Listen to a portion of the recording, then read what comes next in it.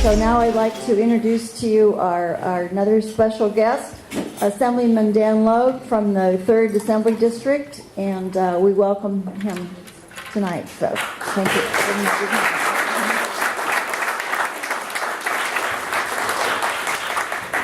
How you guys doing? Pretty good? Yeah. Good. Ready to take back your country? Yeah. All right, good. I like to hear that.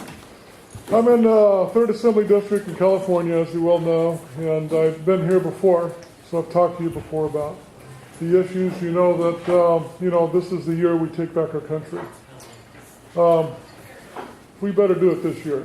This is it, because there's going to be no next year. The reason is reapportionment, 10 years, has changed the dynamics. We're going to take back the 2/3 in Sacramento. I believe we have a chance to do that. The turnout's going to be record low like never before.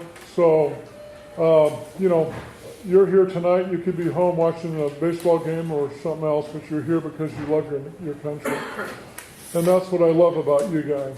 You get it. Nobody has to just come in and sit down and say, this is why we're losing it. It's being taken from us. Because you know what? We let it happen. Let's be honest about it.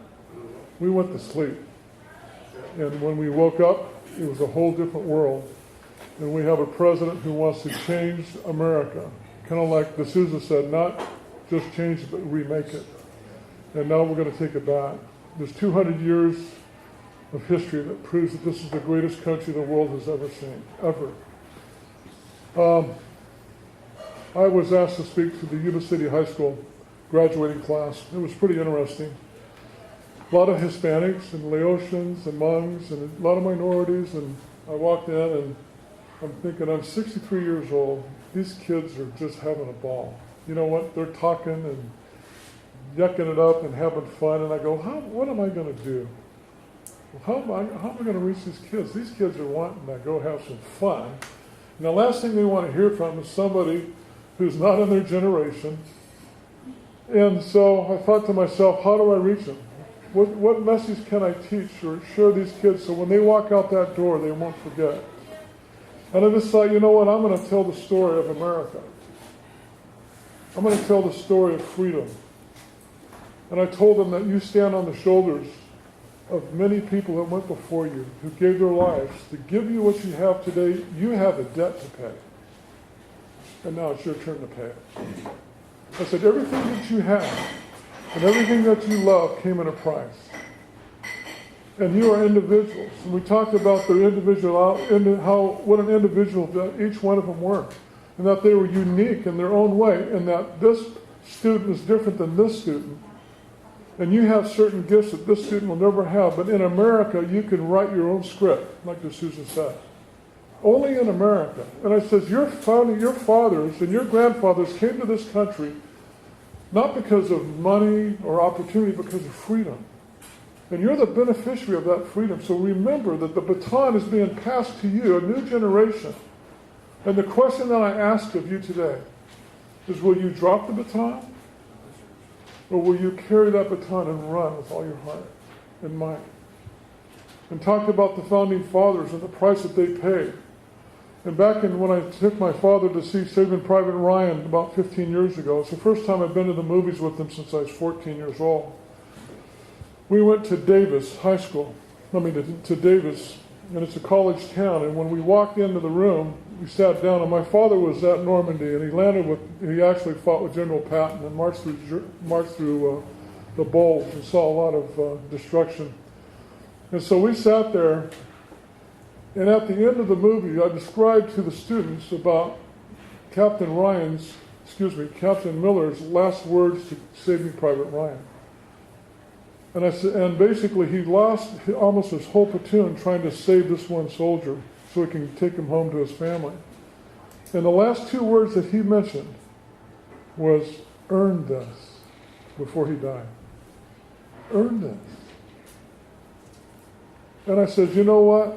I went out and built 2 veterans memorials. We found 220 names of soldiers who gave their lives so you can sit where you sit today and have the greatest opportunity of intergeneration in history. So when you get done partying and you have fun, which I hope you do, I want you to go to those memorials and bend over and listen as close as you can on those names, and you're going to hear those words again mentioned to you. Earn this. There's a price to pay. The founding fathers, 1,000 years from now, the world will look back at your generation and say, it was our finest hour. Seize the moment. I said, then once you get done with that, go to a senior citizen center, convalescent home, and walk up to a greatest generation member and hug them and say thank you. They brought us through World War II, the Great Depression. They gave us the greatest economic freedom the world has ever known. And now you're sitting in the twilight of their lives, and I want you to remember that when you're 75 years old, you'll be able to say, I knew that generation. I says, look at the time that you live in, because you better seize it, because you'll never get another chance. And you'll look back with regret. And when I got done, not because I'm a good speaker, those kids couldn't stop cheering. From the moment I got done till I left the room, standing ovation, and they wouldn't stop. Not because of me, but because they were starving to hear this. They were hungry for it, and they got it. And it was so amazing, to the point where their principal called my office and said, the kids are still talking about this thing. And what does that say to you?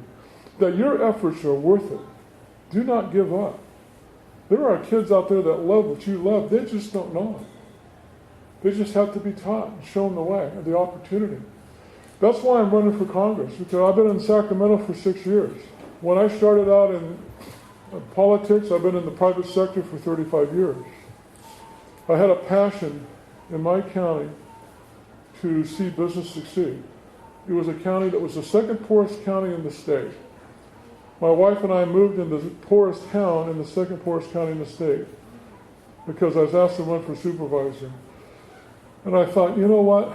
This is a great opportunity to implement Ronald Reagan's principles and see if they work, because I've been preaching about it my whole life. Ronald Reagan, the greatest president we've had in 200 years, next to Lincoln and Washington. Here's a president who looked through the abyss and led us through the abyss to the other side, and he had a smile on his face when he came out. And the world looked upon his face and marveled at what he did for this great country. And so, sat down with my staff. I won the election. Sat down with the staff and says, all right, we're going to change the culture in this county today. You're going to work with the small businesses. And when they come in here, you're going to shake their hand and thank them for being here, instead of looking to see if you can find them and catch them and harass them and make them bow to your will. That will never happen as long as I am a supervisor here, ever. And they go, okay. And in 3 years, we went from being ranked 16th to do business in the North State to number 1. And our sales revenue rose 42% in 2 years. We spent more money on infrastructure and law enforcement than we ever had in the history of the county. And when I left the board of supervisors, we were in the black by $16 million. All I'm trying to say is, growing the economy works, right? And if you quit beating up on business, they're going to reward you in an amazing way. To the point when I came to Sacramento after I got elected, I made a commitment that I realized that the battle in Sacramento was a hostile business climate where they basically were going and hunting small businesses. So I thought, well, what can I do to get the attention of the public? How can we light these guys on fire? I don't like to lose when it comes to freedom. I'm a dedicated battler, warrior when it comes to that. I don't care about if I lose. I don't care if I get sick. But I hate to see you lose, because what you represent is the hope of this world, not just the country. So I thought, how can I get their attention? This is how I know what I can do. Let's compare Texas to California. Let's do that. So I thought, you know what? Why don't we take a team of legislators from California and let's fly to Texas and have hearings with businesses that left California. How's that for an idea, right?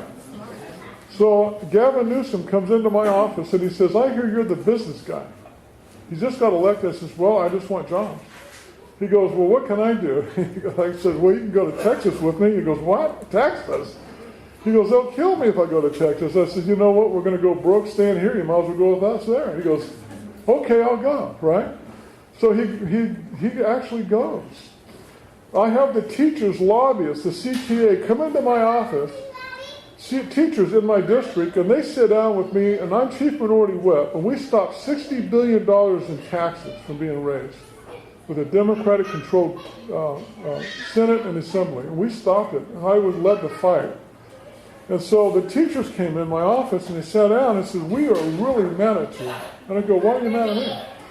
Well, because you won't go up in taxes, we're going to lay off thousands of teachers. And I said, do you know whose fault it is? And I said, listen, my sister's a teacher. I love teachers. Do you know whose fault it is? They go, no. I said, it's your fault. Our fault? We're being laid off because of us? I said, yeah. I said, look, you see these lists here? You see this list? I'm in charge of jobs for California, my caucus. These are 46 bills that would allow businesses to grow in this state. And the people that you sent here killed every bill in committee. Didn't even get out. You're next. That's a true story. You mean the people we're sending here are killing jobs and those because we can't get the tax revenue because there's no jobs and they're leaving? I said, yes. I said, how many teachers in here are mathematics teachers, right? I said, count it. Here it is. Here's the 45. So the lobbyist calls me up, Estelle, who actually I have great respect for. She goes, what in the world did you tell them? They're in my office yelling and screaming at me. It's a true story. I said, Estelle, I just want you guys to understand that if you don't stand with business, we're going to lay you off. When are you going to understand that? But if there's no money, how can we keep paying you guys? Why don't you quit fighting us and join us?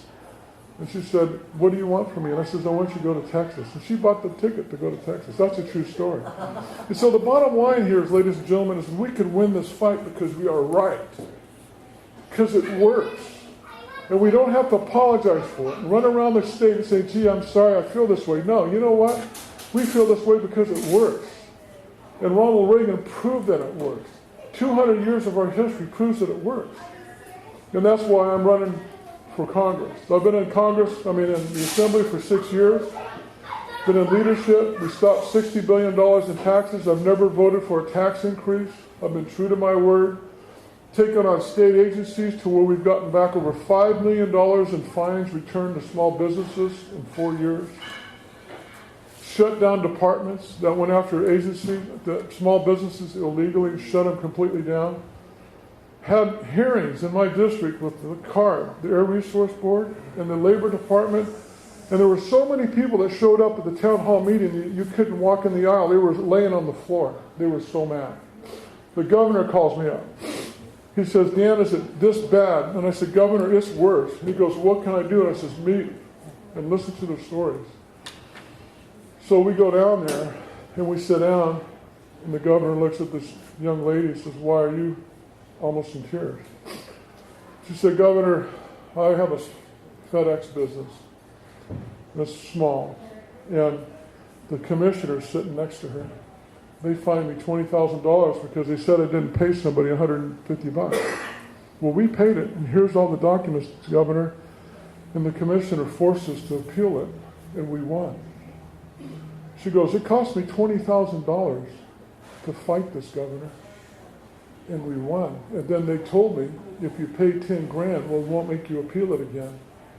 And she sat down with her husband and said, we're going to fight it because we're right. Not because of money, because we're right. And she started to cry in front of the governor. Said, Governor, it cost us $40,000 to be right. She goes, doesn't being right matter anymore, Governor? And you could have heard a pin drop. And I looked at the governor. I said, Governor, this is a shakedown by your state against the people that you represent. It has to stop. And so the guy's in trouble. He's on probation. They're doing an investigation. We've had a state agency up in the foothills literally abuse citizens so bad. When I got a phone call by the locals, I got a call from the judge saying we're scared of this agency. I go, what? I got a call from the sheriff. Said we're more afraid of them than we are of the criminals. I got a call from the DA. This is all within a month's time. So I went up there, and we had a town hall meeting. I met with the people in the state, and I said, here's the deal. I'm moving here. I'm going to have a hotline, and if I get one phone call from anybody who's afraid of you, I'm going to have hearings in Sacramento, and all hell's going to break loose. And I want you to know, it took us about 6 months to turn it around, but that agency is now working with those people hand in hand in harmony. But it had been going on for years before I represented them, and it was really intense to the point where the people involved with working for the state tried to recall the elected officials for calling me. That's how bad it got. It was pretty interesting. We had a town hall meeting with 300 people, and one of the participants from the state were telling people that I was arrested for drunk driving so many times I couldn't drive my own car. I had to have a driver, you know. So the press came up to me, and the press has liked me a lot, and said, hey, we're just letting you know this is what they're saying about it. I said, oh, don't worry about it. I hold out my driver's license and said, here's my driver's license. I've never been arrested in my life for anything, ever, not one time. So here, if you want to take it down, check it out. The guy came up to me later and apologized for it. But it was pretty intense. But I ended up having the story printed in the 3rd page of the Wall Street Journal. Went to the press and told the story. So the bottom line is this, is I'm only mentioning this because we have the same issue in Washington, D.C. with the EPA and the Labor Department. You have heard about Gibson Guitars, right? The owner called me up and told me his story. So we have a real battle, and the real issue is this, is I never thought I'd live to see the day where the words patriot would make you the enemy of our government. And that has to stop. I don't care if you're liberal, conservative, I don't care if you're a communist, I don't care. You do not take government and you turn it against somebody because of their beliefs. It's outrageous that we've allowed this to happen. Benghazi, the list is so much, I don't even have the time to talk to you about it. But I'm only sharing this with you to let you know that in my assembly district, that the state agencies work with me because they know that I'm determined to make sure that my people never feel that they're alone, ever. Because I know one thing, that I'm there to work for them. I serve them. They don't serve me. And they're the ones that put me there. We won this race, and by the way, we have a really great chance of winning now. I've been put in the top 20 seats in the country in the last 30 days to win this seat. Washington is ecstatic with our numbers, and we have done everything we need to do to make this thing work. So we're going to go forward. My wife and I are excited. We're meeting people through here. Vacaville is interesting to me because I played football against you. I'm from Woodland High School, by the way, the Woodland Wolves. And I want you to know you had a great wrestling team, by the way. I want you to know that, right? They had a great wrestling team in high school. So I just want you to know I'm going to be up here a lot. And I love what you're doing. Please keep the fire burning hot, so you can pass that baton on to those kids who are sitting there saying, I want it, to give it to me. So anyhow, any questions? Feel free to ask. I have a question. Yes. I'm a conservative Republican, and but yet if I was going to run for office in this area, I would run as a liberal Democrat. And the reason I do is because it seems like all they have to say is vote for me, I'll take it from them, and give it to you, and they get elected. You're talking entitlements. Well, let me tell you about entitlements. Entitlements now, slavery later. Okay? I don't want entitlements. I want opportunity. That's our message. We can win this thing. And by the number, we just had a survey done, and almost 60% of the people in this district are adamantly against Barack Obama now. Did you know that? That's great. I'm just to let you know, 60%. We have turned this thing around. They are sinking their ship. Remember one thing. The difference between now and 2 years ago is everything they have done has failed. Remember that. And the people are getting it. The young people are turning on Obama. They're turning on Garamendi. Garamendi went to a senior center in Yuba City and got up, and it's on his website that he is for high-speed rail, and he said he's against it, and it's on his website that he's endorsed it and funding it. It's bizarre. So they're absolutely desperate with their message. And Obamacare, you're talking the Titanic run amok. And this guy's wrapped his arms around it to the point where he's the only congressman, him and Pelosi, saying that they think it's working. Can you imagine that? I mean, this is how out of control it is. So what I'm saying is if you want to get fired up, this is the time to get fired up. Call your friends up. Make sure that the way that we win this election is that you get your friends to the polls. and you vote. And if you don't have an absentee ballot, get an absentee ballot. Why is that? Because we had the lowest turnout in history in California in June, right? But we had the highest absentee vote turnout. Think of that. If you want to win as a Tea Party, you call every friend you have and say, listen, I'll drive down there and get the application and deliver it to you. Because it is 10 times more likely that they will vote if they have an absentee ballot. So the formula is going to work for us. Is somebody over here raise their hand? Yes. Another question, on your campaign website, you list about a half dozen issues. Nowhere do you address immigration. Oh, I'd be happy to address that. I'd like to know, for example, if you're elected and the Republican House leadership says, we've got this legislation that would legalize the so-called 11 million illegals that are here, or the dreamers, or the current flood of schemers, how would you vote? Would you go? Well, I can tell you how I would vote because I've already voted against it in Sacramento. I voted against the DREAM Act. I have opposed it. The bottom line is this, is you have to secure the borders. That's the bottom line, and there's no exception. Now, I support one more thing, is going back to the Vacaville program like we did in the 60s and allow for immigrants to cross the border and go back home. One of the problems that we have is that we have immigrants who want to come here and work and go home, but they're afraid if they come over, they can't get back in if they leave. That's the big problem. Another component here is California. This is all a part of this. California has as you well know, 12% of the country's population, and we have 34% of the welfare costs. So we have people who have no money coming here in truckloads. And we have people who have a lot of money getting out of here, right? So you go to a farmer and say, can I get somebody to work for me? They say, what? I would take a cut and pay if I went to work for you. That's what's wrong. Fundamentally, that is the core, is that you talked about the entitlements. That's where the entitlements are killing us. And you're not helping these people out by giving them a handout. You want to help them out by letting them grow and expand the economy and have opportunity. That's what is good for America. So it doesn't go by itself. You have to do both. You have to roll back, and you have to get rid of this taking away mandating workfare programs and welfare. Think about what he did. He's making it easy. And why do you think he's doing that? Does anybody have an answer to that question? He wants them to vote. He's winning the votes. That's how bad things are gotten. But the public is seeing through it because it's not working. That's what's important. Yes, sir. What did you learn on your trip to Texas? That was a good question. We actually had a great time there because when I got off the airplane, the Associated Press came up to me. Now, you guys are familiar with cap and trade, right? Mm-hmm. They came up to me and says, what do you think of Texas? And what's the difference? And I said, well, in Texas, the air is free to breathe. And he goes, what? And I said, California's $50 a ton. Oh, cap and trade. Oh, okay, we get it. Then I wrote an essay. About a year ago, Governor Perry was in California, and he was trying to take jobs back to Texas, and my colleagues all went mad, and I go, what are you getting mad for? Well, he should be. I said, wait a minute, time out. Why is he here? I said, you open the door, you invite him in, and they're taking jobs, and then you're mad because he came in the door?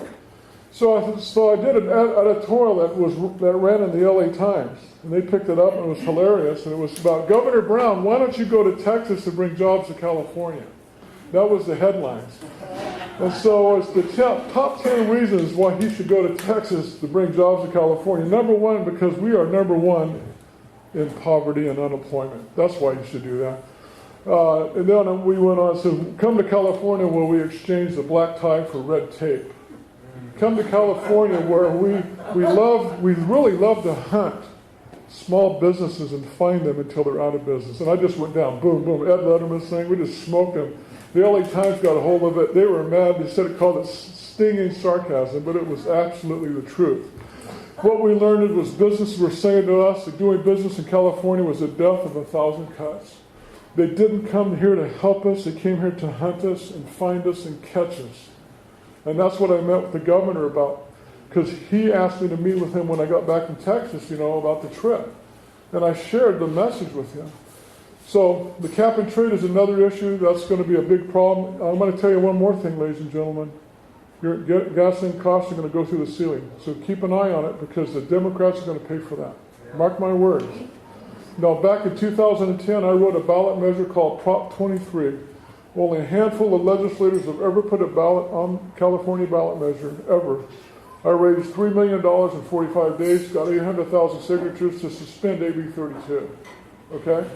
Now, we didn't succeed because but I did force the liberals and environmentalists to spend $40 million to fight it, which was actually pretty darn good.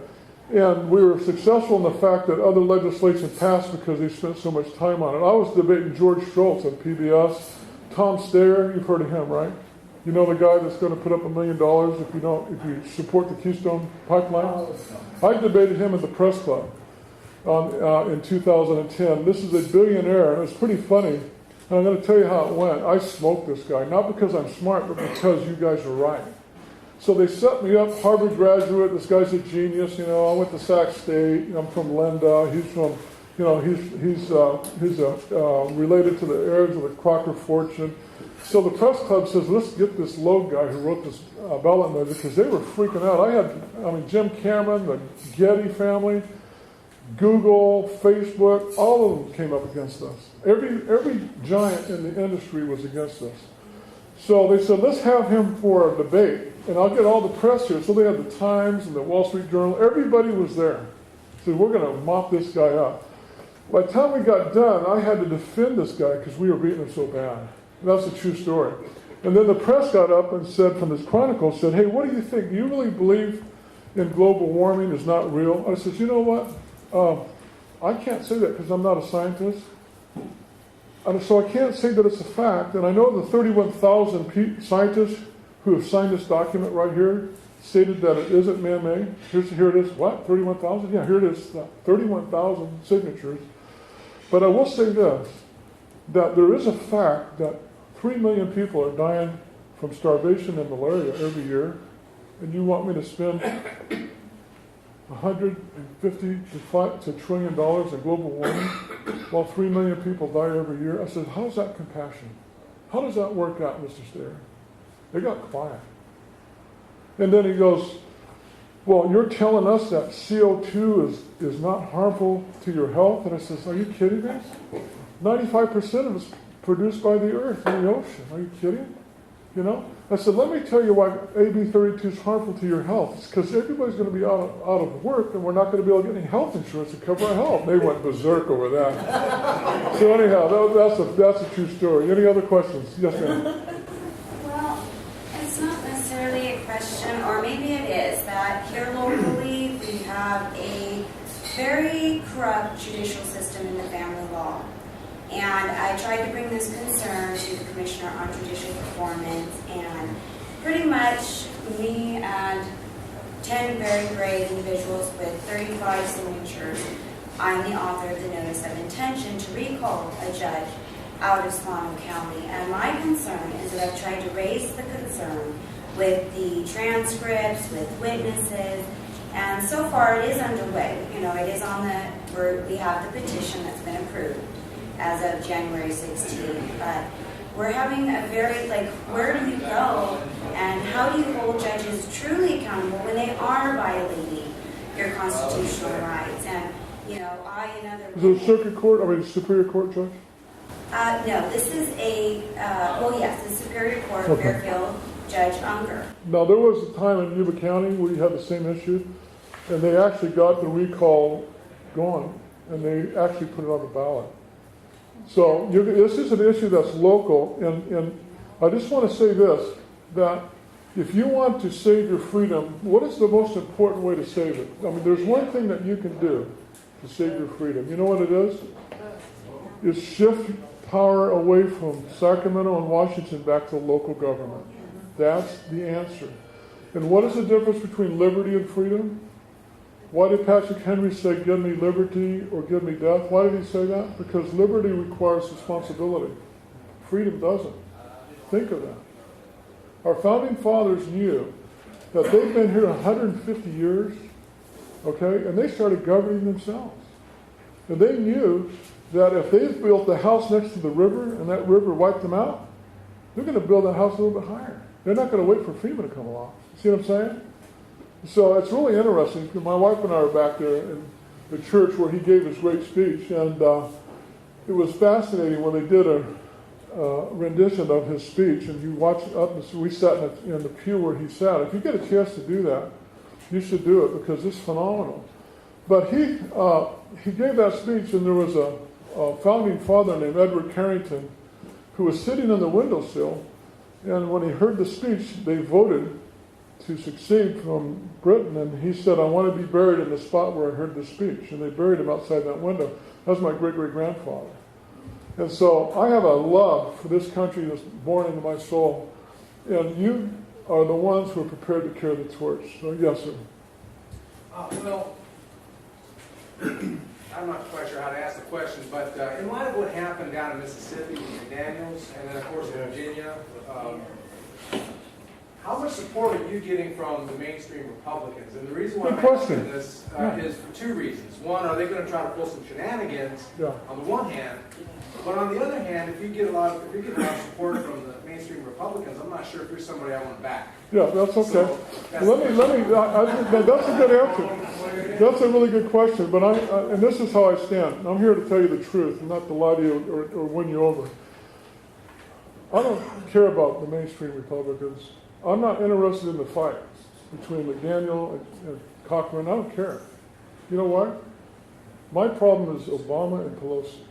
That's where I'm keeping my eye on the ball. I don't care how I get them out of there. I want them out. And the only way we can get them out, ladies and gentlemen, is you better unite. We better not turn on each other because we're all we got. And I've talked to Tea parties throughout the state. I've talked to Republican parties, Libertarian parties, business groups, and I said, come together. Do you guys remember Ronald Reagan? Yeah. What was his message? Just unite. This is one country under God from the heart. The enemy isn't John Boehner or Ted Cruz. That's not my enemy. My enemy is Nancy frickin' Pelosi, and I want her gone. And you know what? I'm going to tell you something. If we don't do that, we will lose in November, and you're going to lose your country forever. There will never be another opportunity. So we need to, as Tea Party members, unite our country like you never have before. Because there's too much to lose. We are the minority party. Right now, 29%, and we are diminished, and we're turning on each other. I don't like what they did to McDaniel, okay? I'm a conservative. But I work with liberals, the moderates in Sacramento to move a conservative agenda. I'll bring them on board every day, all day long, if I can get them there. Now, I'm a chief minority whip. I never voted for a tax, but I'm in leadership. And there's a lot of moderates that back me because I've always stood by my word, okay? Reagan brought people together. And I want to say this. When it comes to a moderate Republican, I'd rather have somebody with me who's with me 80% of the time than somebody who's against me 100% of the time. So remember, the media, the Democrats are going to do everything in their power to turn us on each other. Trust me when I tell you this. You're going to turn on the TV. And the moment something gets stirred up, they're going to make it headlines because it's the only way they can beat us now. I can speak to you with authority. I'm 63. I've been doing this since I was 12 years old. My father was a delegate to the Goldwater Convention. Okay? From day one, we've been fighting the fight. Conservative, Goldwater, Reagan, all the way. And I'm asking you to work with each other and to sit down side by side and say, and find out and keep your eye on the ball. Because they're going to try to distract you and say, no, it's over here. They're going to throw the ball over here, and you're going to run out in traffic and get run over, and they're waiting for this to happen. They are dying to see us turn on each other. So it's kind of like, you remember William F. Buckley? You ever heard of him? Yes. You know what he said? He said, I want the most conservative candidate to win that can win that seat. That's what he said. It doesn't do me any good to get behind a conservative candidate who gets wiped out, and we end up with a Nancy Pelosi making the vote. So you don't have to compromise. But remember the movie Braveheart. You got to learn to use your head before you use your sword. Bring your country together. And I really believe, as a Tea Party, that if that was your message on opportunity, growing, and you want to unite your country again under the banner of freedom and liberty and self-government and less government, you guys would take this country by storm. I apologize for rambling on, but it's a good question. It really is. Thank you. Yes, sir. You have some very interesting and inspiring stories. and it's nice for you to hear you speak, but it would be helpful if we had some source, maybe your website, where we could get copies of the book. Sure. Is that possible? Yeah, it's Dan Logue for Congress. Is that information on it? Yeah, we have some flyers up here. Yeah. Yeah, thank you, sir. Appreciate it. Was there any other? Yes, sir.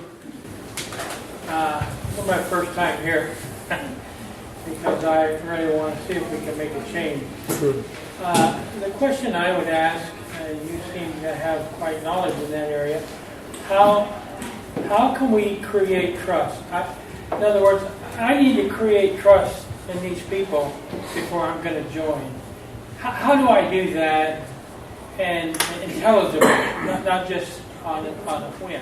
It depends on why you want to. Why do you want to? Well, what are you looking to join? That's the question. What are you looking for to join? Well, I want a conservative group that's concerned about our country. Well, I can tell you this is a group that, like I said earlier, they could be home watching basketball or baseball or football right now, and they're out here because they love their country. And you know what? They know this is their last shot, and they don't want to see it die. I would encourage you to join and get to know them, because and remember one thing: our founding fathers, they were about the same age as people in this room. They weren't hippies. They weren't 20-year-olds. You know what I mean? These people had it all. They had wealth, they had property, they had fortune, and they had it all. And you know what? They were willing to give it all up for an idea that they didn't even think would ever happen. So you have people that believe the same thing right in this room.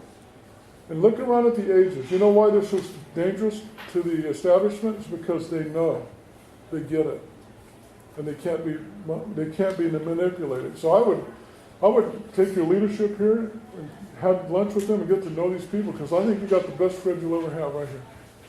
Thank you. Anybody else? Yes, sir. Do you have a website, like a biography? A what? Do you have a website where you have a biography, maybe a voting history? Yeah, you can go to Vote Smart and get my voting record. But I can tell you, you guys might not be excited about this, but I have a 100% ranking with the NFIB. Has anybody heard of Jarvis Gann? A 100% record. Tom McClintock's endorsed. The NRA and A, the Gun Owners of California, 100%. CRA, 100%. I don't know what else I could do. You know. So would you have much of an objection then if, like, I'm a member of the Fairfield Senior Center? Yeah. Can I go to the rock club or the gym club and say, I want you guys to vote for? Absolutely, that'd be wonderful. Yeah, I'll be happy. Listen, if we get our people out, we win. That's the latest poll that we have. In my poll that we just did, we win by 2 percentage points right now.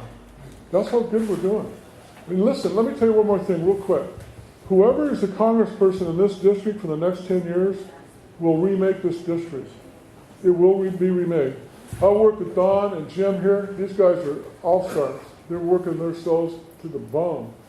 And the rest, Andrew and the rest of the team. The point is that Garamendi, if he's reelected, will get the rice industry, and he'll take their money, and he's going to give it to the progressives.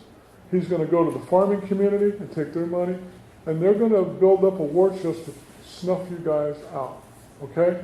What I want to do is spend the next 4 to 6 to 8 years building up this base, supporting you. When I did a Census Committee fundraiser in Yuba County, I raised $22,000 in one night, okay?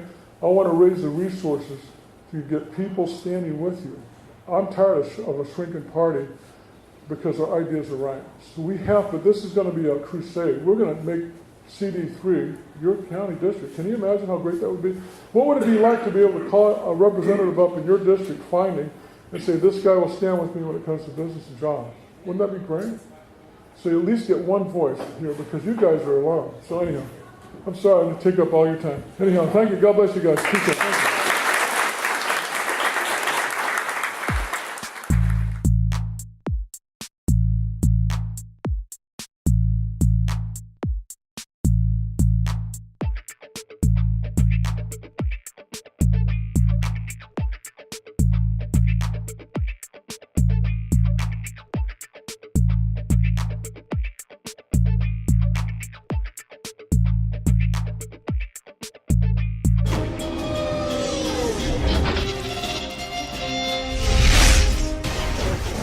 Video services provided by Vacaville's very own Choker Films.